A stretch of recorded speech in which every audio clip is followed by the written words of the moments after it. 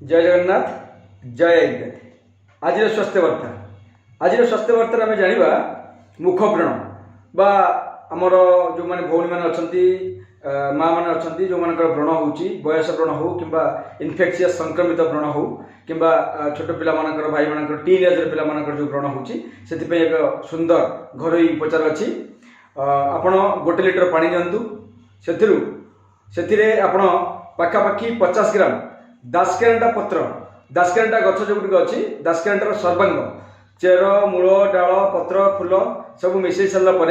ताकू सीझातु भल भाव सीझातु एवं 1/4 रही सारापर से मात्र 250 ml रही सारापर सका